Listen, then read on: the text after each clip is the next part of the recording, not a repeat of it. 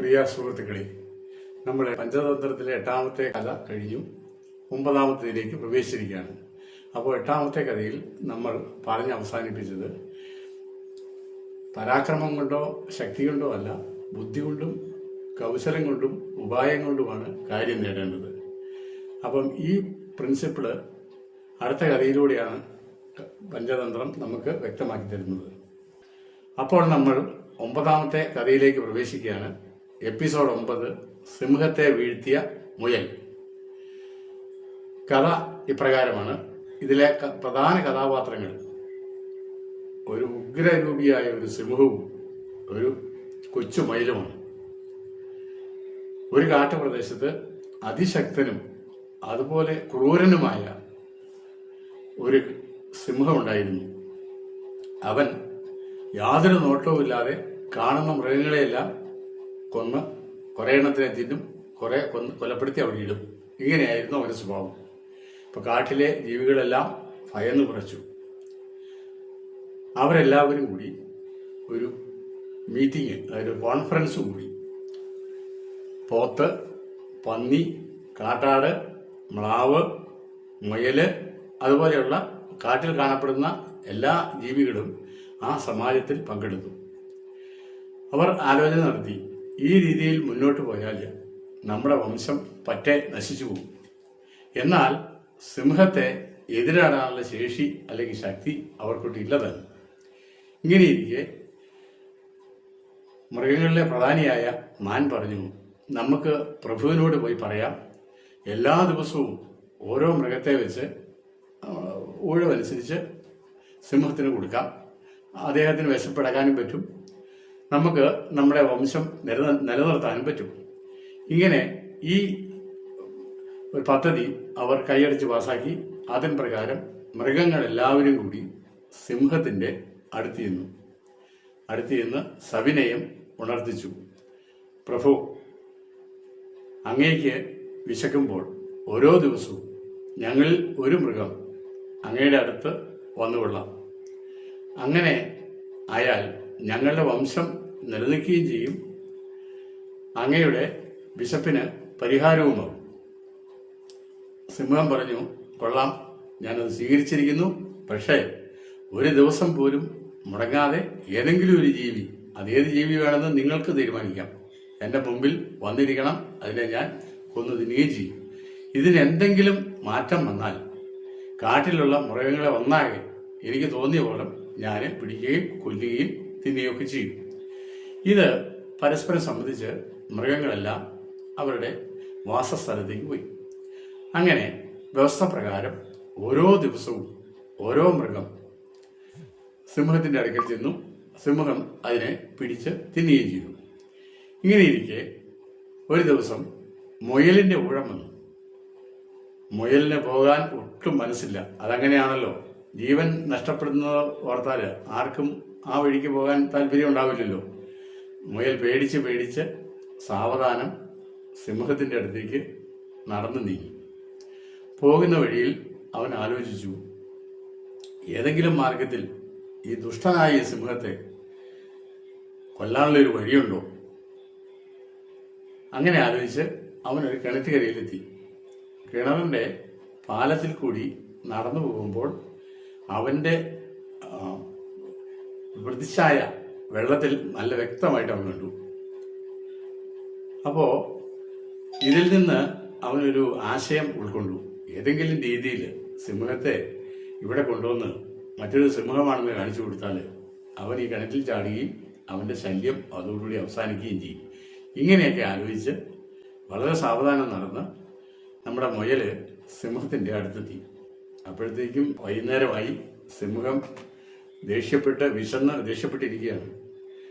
അവൻ മുയലിനെ കണ്ട ഉടനെ അവനോട് പറഞ്ഞു, നീ ഇവിടെ ഇത്രയും താമസിക്കാൻ കാരണം എന്താണ്? നിന്നെയല്ല, നിന്റെ വംശത്തെ മുഴുവൻ ഞാനിന്ന് കൊന്നൊടുക്കാൻ പോവുകയാണ്. അപ്പോൾ മുയൽ സവിനയം ഉണർത്തിച്ചു, പ്രഭു, ഞങ്ങൾ 5 പേര്, എന്നെ കൂടാതെ 4 പേരും ഉണ്ട്. ഞങ്ങൾ 5 പേരും കൂടെ അങ്ങയുടെ അടുത്തേക്ക് വരുമ്പോൾ വഴിയിൽ വെച്ച് വലിയൊരു സിംഹം ഞങ്ങളെ കണ്ടുമുട്ടി. അത് ഞങ്ങളെ തടഞ്ഞു നിർത്തി ഞങ്ങളെ 5 പേരെയും തിന്നാൻ ഉദ്ദേശിച്ച് ഞങ്ങളുടെ നേരെ ചീറിയെടുത്തു. അപ്പോൾ ഞാൻ പറഞ്ഞു, ഞങ്ങളുടെ രാജാവായ പ്രഭുവിൻ്റെ അടുത്തേക്ക് പോവുകയാണ്. അപ്പം അദ്ദേഹത്തെ കാണാനായിട്ട് തിടയും കൂട്ടി പോകുന്ന ഞങ്ങളെ തടയരുത് എന്ന് ഞങ്ങൾ അപേക്ഷിച്ചപ്പോൾ അവൻ ചോദിച്ചു, ഏതാണ് ആ സിംഹം? ഞാനല്ലാതെ വേറൊരു സിംഹം ഈ കാട്ടിലോ? അത് സമ്മതിച്ചു കൊടുക്കാൻ പറ്റില്ല. നിങ്ങളുടെ പ്രഭുവിനെ കൂട്ടിക്കൊണ്ടുപോവാം. അവനോട് യുദ്ധം ചെയ്ത് ഞങ്ങളിൽ ജയിക്കുന്നവൻ ശക്തി തെളിയിച്ച് നിങ്ങളെ തിന്നാം. അപ്പോൾ ആ പ്രഭുവിനെ കൂട്ടിക്കൊണ്ടുവരുന്നവരെ 4 പേരെ അവനവിടെ പിടിച്ചു നിർത്തി. ഒരാളെ, അതായത് എന്നെ, ഇങ്ങോട്ടേക്ക് വിട്ടു. അപ്പോഴത്തേക്കും ഈ കാര്യം കേട്ടപ്പോൾ സിംഹം വല്ലാതെ ദേഷ്യപ്പെട്ട് അവനോട് പറഞ്ഞു, എവിടെയാണ് ആ കള്ളസിംഹം? അവനെ തോൽപ്പിച്ചിട്ടേ ഇനി അടുത്ത പരിപാടിയുള്ളൂ. അപ്പോൾ മുയൽ പറഞ്ഞു, അവൻ ആരാണെന്നും അവൻ്റെ ശക്തി ഏതാണെന്നും മനസ്സിലാക്കാതെ ചെന്നിടപെട്ടാൽ അത് ആപത്ത് വരികയുള്ളൂ. അവൻ്റെ സാവധാനം അവനെപ്പറ്റി അറിഞ്ഞിട്ട് അങ്ങ് പോയാൽ മതി എന്ന് മുയൽ സിംഹത്തോട് പറഞ്ഞു. ഈ ഉപദേശം സിംഹത്തിന് അത്ര പിടിച്ചില്ല. ഇത് മനസ്സിലാക്കിയ മുയൽ സിംഹത്തോട് പറഞ്ഞു, പ്രഭു, അങ്ങ് എൻ്റെ കൂടെ വന്നാലും ഞാൻ ആ സിംഹത്തെ കാണിച്ചു തരാം. അത് വലിയൊരു കോട്ടയ്ക്കുള്ളിലെ ഒരു ഗുഹയിലാണ് താമസിക്കുന്നത്. 1000 ആനയും 1,00,000 കുതിരകളുമുള്ള സൈന്യത്തെക്കാൾ ബലമുണ്ട് ഒരു കോട്ടയ്ക്ക് എന്നാണല്ലോ ചൊല്ല്. അപ്പോൾ കോട്ടയ്ക്കകത്തിരിക്കുന്ന സിംഹത്തെ നേരിട്ട് അവനെ തോൽപ്പിച്ച് ഇവിടുത്തെ ആധിപത്യം സ്ഥാപിക്കുക എന്ന് പറഞ്ഞാൽ അത്ര എളുപ്പമല്ല. പക്ഷെ അങ്ങേക്കത് സാധിക്കും, എനിക്കറിയാം എന്നൊക്കെ സിംഹത്തെ അല്പം ഒക്കെയൊക്കെ പറഞ്ഞു. അങ്ങനെ ഇവർ കിണറിൻ്റെ അടുത്തേക്ക് നടന്നു നീങ്ങി. കിണറിൻ്റെ അടുത്ത് നിന്ന് കഴിഞ്ഞപ്പോൾ സിംഹത്തെ ഈ മുയൽ കിണറ്റിലേക്ക് നോക്കാൻ നയിച്ചു. കിണറ്റിലേക്ക് നോക്കിയപ്പോൾ തന്നെപ്പോലെ ഒരു ഭീകരനായ സിംഹമാണ് കിണറിനകത്ത്. ഇത് കണ്ട് ദേഷ്യപ്പെട്ട് സിംഹം അലറിയപ്പോൾ ഇരട്ടി ശബ്ദത്തിൽ അതിൻ്റെ പ്രതിധ്വനി ഈ കരയിലിരിക്കുന്ന സിംഹം കേട്ടു. അതൊരു സിംഹമാണെന്ന് കരുതി ഇവൻ ഒറ്റ കുതിപ്പിന് കിണറ്റിലേക്ക് ചാടി മുങ്ങിച്ചാകുകയും ചെയ്തു.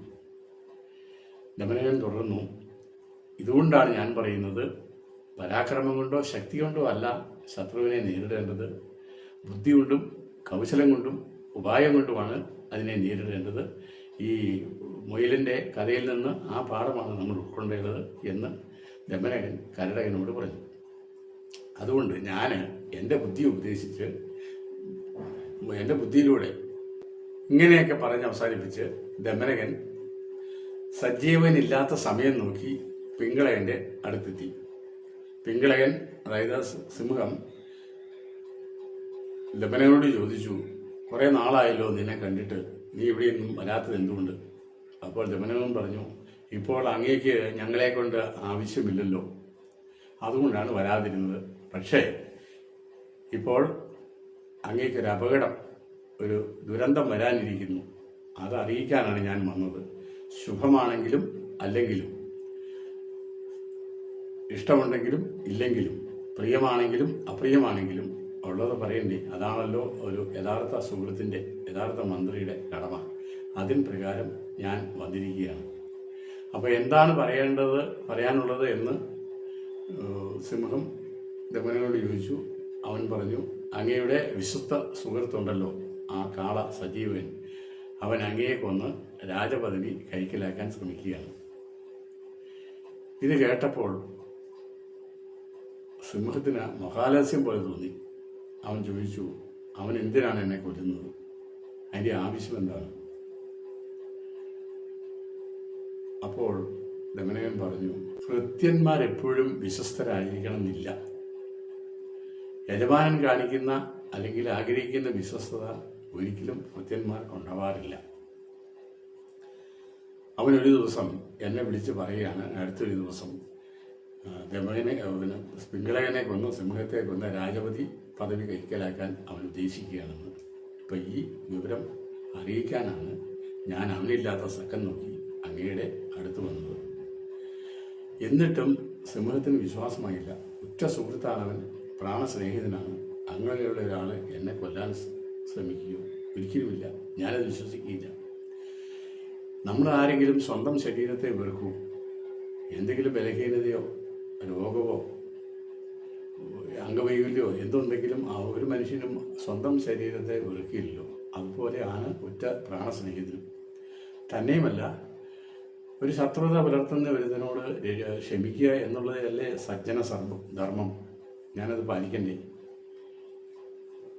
അപ്പോൾ ദമനകൻ പറയാണ്, കുറുക്കൻ പറയാണ്, അവിടെയാണ് തെറ്റ്. അങ്ങേക്ക് തെറ്റുപറ്റിപ്പോയത് അവിടെയാണ്. ശത്രുസ്ഥാനത്ത് ആര് വന്നാലും, അത് വൃത്യനായിരിക്കാം, ബന്ധുവായിരിക്കാം, സുഹൃത്തായിരിക്കാം, ആരുമായിരിക്കാം, ശത്രുസ്ഥാനത്ത് വന്നാൽ ആ ശത്രുവിനെ നിശേഷം നശിപ്പിച്ചാലേ നമുക്ക് ജീവിതഗതി ഉണ്ടാവുകയുള്ളൂ. ഇല്ലെങ്കിൽ നശിച്ചു പോവും, അല്ലെങ്കിൽ അങ്ങനെ കൊല്ലപ്പെടും. അതുകൊണ്ട് ഒരു പ്രജകളുടെ ക്ഷേമം കണക്കാക്കി അവിടുന്ന് സജീവനെ ഒഴിവാക്കണം. ഇത് ഒരു ആത്മാർത്ഥമായ ഒരു മന്ത്രിയുടെ ഉപദേശമാണ്. പ്രജകളുടെ ക്ഷേമം അന്വേഷിക്കാത്ത രാജാവിനെ പ്രജകൾ ഉപേക്ഷിച്ചു പോകും. അത് ചരിത്രത്തിൽ സംഭവമുണ്ട്. 1789 ഫ്രഞ്ച് വിപ്ലവം, 1917 റഷ്യൻ വിപ്ലവം, ഇതെല്ലാം അസംതൃപ്തരായ പ്രജകളുടെ പ്രവൃത്തിയിൽ നിന്നുണ്ടായതാണല്ലോ. അതിൻ്റെ ഉത്തരവാദി പ്രജകൾ തന്നെയല്ല, രാജാവും കൂടിയാണ്. രാജാവ് എപ്രകാരമോ അപ്രകാരമായിരിക്കും പ്രജകളും. അതുകൊണ്ട് പ്രജകളുടെ ക്ഷേമം കണക്കാക്കി പുല്ലുതീനിയായ ഈ ജീവിയെ ഇവിടെയുള്ള സൗഹൃദം അവസാനിപ്പിച്ച് അവനെ ഇവിടുന്ന് ഒഴിവാക്കണം എന്നുള്ളതാണ് എൻ്റെ വിനീതമായ അഭിപ്രായം. ഇത് കേട്ടപ്പോൾ സിംഹം വളരെയധികം ദുഃഖിച്ചു. അവൻ പറഞ്ഞു, നീ തന്നെയല്ലേ എനിക്ക് അവനെ പരിചയപ്പെടുത്തി തന്നത്? നിന്റെ അപേക്ഷപ്രകാരമല്ലേ ഞാൻ അവന് അഭയം കൊടുത്തത്? ഇപ്പോൾ എന്തേ നീ ഇങ്ങനെ പറയുന്നു? അപ്പോൾ ദമനകൻ പറഞ്ഞു, അന്ന് അങ്ങനെയായിരുന്നു, ഞാൻ വിചാരിച്ചതും അങ്ങനെയാണ്. പക്ഷേ ഇപ്പം അവൻ്റെ രീതികൾ, അവൻ്റെ സ്വഭാവങ്ങൾ, അവൻ്റെ ആലോചനകൾ ഒന്നും നമ്മുടെ രാജ്യത്തിനോ നമ്മുടെ രാജാവിനോ ചേർന്നതല്ല. അത് അങ്ങേ അറിയിക്കേണ്ടതിൻ്റെ ഉത്തരവാദിത്വമാണെന്ന് ഞാൻ മനസ്സിലാക്കുന്നു. ഞാനത് അറിയിക്കുന്നു. തന്നെയല്ല, രാജാവിനെപ്പോലെ തന്നെ സാമർഥ്യവും ധനവും ആരോഗ്യവും ഭരണശേഷിയും സ്ഥിരോത്സാഹമുള്ള ഒരാൾ രാജപദവി ആഗ്രഹിക്കുകയും രാജാവിനെ കൊലപ്പെടുത്താൻ ശ്രമിക്കുകയും ചെയ്യും. അതൊരു സാർവലൗകിക തത്വമാണ്. അതുകൊണ്ട് അത് മനസ്സിലാക്കി അയാളെ ഒഴിവാക്കണം എന്നുള്ളതാണ് എനിക്ക് ഉപദേശിക്കാനുള്ളത്. അപ്പോൾ സിംഹം പറഞ്ഞു, ഞാൻ ആലോചിച്ചിട്ട് എന്താണെന്ന് വെച്ചാൽ ചെയ്യാം. അപ്പോൾ ദമനകൻ പറഞ്ഞു, ഒരു രാജാവ് സർവാധികാരവും ഒരാളെ ഏൽപ്പിച്ചാൽ, ഒരു മന്ത്രിയെ ഏൽപ്പിച്ചാൽ, അധികാരം കൊണ്ട് അഹങ്കാരം ഉണ്ടാവും. അഹങ്കാരം നിമിത്തം സേവകവൃത്തി ചെയ്യാൻ വിമുഖതയുണ്ടാവും. ആ വിമുഖത മൂലം സ്വാതന്ത്ര്യമോഹം ഉണ്ടാവും. ആ സ്വാതന്ത്ര്യമോഹം കൊണ്ട് അധികാരം പിടിച്ചെടുക്കാനായിട്ട് അവൻ ശ്രമിക്കും, രാജാവിനെ കൊലപ്പെടുത്തും. അത് അങ്ങേക്കും അറിവുണ്ടെന്ന് ഞാൻ വിചാരിക്കുന്നു. എൻ്റെ അറിവ് ഞാൻ പറയുന്നു. ഇങ്ങനെയൊക്കെയാണെങ്കിലും ദമനകൻ അവൻ്റെ ഉപദേശം നിർത്തിയില്ല. അവൻ പറഞ്ഞു, ഇത് മാത്രമല്ല, അങ്ങ് മാംസബുക്കും സജീവകൻ ഒരു സസ്യബുക്കുമാണ്. ചേരേണ്ടത് തമ്മിലേ ചേരുള്ളൂ. ഇത് തമ്മിൽ ചേർന്നാൽ ശരിയാകില്ല. സജ്ജനങ്ങളോട് സമ്പർക്കം പുലർത്തിയാൽ എത്ര നിസ്സാരനാണെങ്കിലും സമ്പർക്കം പുലർത്തുന്നയാൾ സജ്ജനത്തെ പോലെയാവും. മുത്തുച്ചിപ്പിയിൽ വെള്ളം വീണാൽ അത് മുത്തുമണിയാവുന്നുണ്ടല്ലോ. അതുപോലെ ദുർജനങ്ങളുമായിട്ടാണ് സംസർഗമെങ്കിൽ കൂടെ കൂടുന്നയാളും ദുർജനമാകും. ഇങ്ങനെയൊക്കെ സംസാരിച്ചപ്പോൾ സിംഹത്തിന് ഒരു സംശയം വന്നു. ദമനകൻ പറയുന്നത് സത്യമാണോ? ഇതിനകത്ത് എന്തെങ്കിലും കഥയുണ്ടോ? ദമനകൻ വീണ്ടും തുടർന്നു, മുല്ലപ്പൂമ്പൊടി ഏറ്റുകിടക്കും കല്ലിനുണ്ടാം ഒരു സൗരഭ്യം എന്നാണല്ലോ പറയുന്നത്. മുല്ലപ്പൂമ്പൊടിയാണ് എൻ്റെ സാമീപ്യമാണ് കല്ലിനുണ്ടെങ്കിൽ അതിന് സുഗന്ധവും, അതല്ല ദുർഗന്ധം വമിക്കുന്ന എന്തിൻ്റെയും സാമീപ്യമാണ് കല്ലിനുള്ളതെങ്കിൽ ആ കല്ലിന് അതിൻ്റെ ദുർഗന്ധവും ഉണ്ടാവും എന്ന് പറയുന്നതുപോലെ ദുർജനങ്ങളുമായിട്ടുള്ള സമ്പർക്കവും സംസർഗവും സജ്ജനങ്ങളെയും ദുർജനങ്ങളാക്കും. അതുകൊണ്ട് അങ്ങനെയുള്ള ബന്ധം ഒഴിവാക്കുന്നതാണ് നല്ലത്. ഒരു മൂട്ടയുടെ സ്വഭാവം കാരണം പേൻ ചത്തുപോയ കഥ കേട്ടിട്ടില്ലേ? പിങ്കളകൻ്റെ ആവശ്യപ്രകാരം ദമനകൻ ഒരു കഥ പറഞ്ഞു. അതാണ് 10ാമത്തെ കഥ. അത് നമ്മൾ നാളെ ഡിസ്കസ് ചെയ്യുന്നതായിരിക്കും. അതുവരെ എല്ലാവർക്കും നന്ദി, നമസ്കാരം. Thank you all of U.